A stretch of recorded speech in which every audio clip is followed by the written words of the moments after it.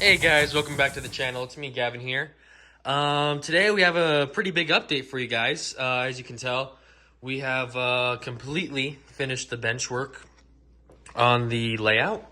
I was kind of hesitant in posting an update before this one just because we didn't have a lot done other than this bench work right here and about the wall, just this wall in that other room.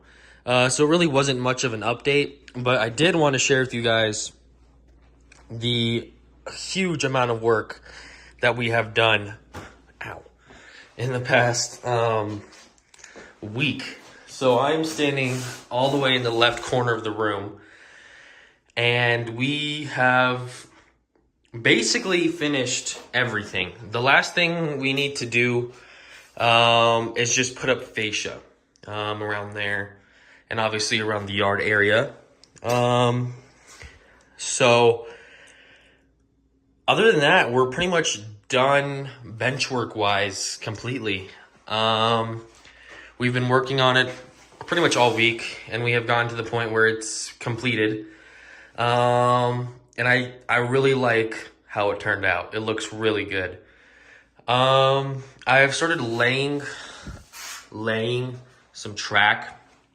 Just kind of putting the basic outline of where I want everything to be. But not necessarily laying track. None of it is hooked up or anything, because we have all of this is just used track from, I believe, the first layout in my grandfather's garage, way back. Probably about 10 years old, this track is. So it's pretty dirty. I don't know if most of it should work. But I've just been laying out sort of the outline of where I want everything to go, and I'm pretty happy with it. So, yeah, let's kind of talk about that. So what we have been using for the track on this layout is Kato unit track, which you can see here. I kind of wanted to point out a couple of things. The first being our radiuses. So the first radius, or the largest radius I should say, is going to be about a 13-inch radius. And the smallest we're going to go is an 11-inch. And that's just kind of because we're constricted to the size that we have here. We can't really go any bigger. I mean, we can go smaller, but I don't even know if they make a 10-inch radius. So all around the corners, you can see that this right here is a 13 and this is a 12. And that's basically what we'll be using for the bigger turns. Some of the smaller 11-inch radiuses, you can kind of see over here. This is an 11-inch radius on the inside track right here. And it doesn't really look that bad. But it's not going to be the greatest, but it's just because of the space that we have here, and I'm fine with that. The second thing I want to talk about is the turnouts that we're using. So on this layout, we're going to be trying, and we always say this, but we're going to try to use only 6-inch turnouts. Because we have had problems with 4-inch turnouts in the past. They don't really work for modern stuff. They work really well for older era equipment with the 40-inch box cars, or the 40-feet box cars, I should say. And a lot of that older, shorter stuff, the F7s, the 2-axle locomotives, they work really well with that. But when you start scaling up to 3-axle locomotives, and these are some of the smaller 3-axle locomotives, they have problems. So we're going to try and stay away from those as much as we can. But yeah.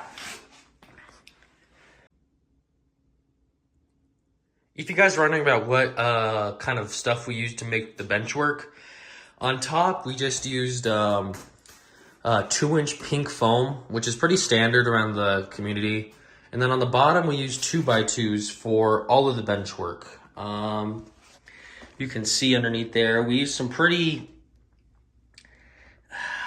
difficult to techniques to kind of get around this weird room.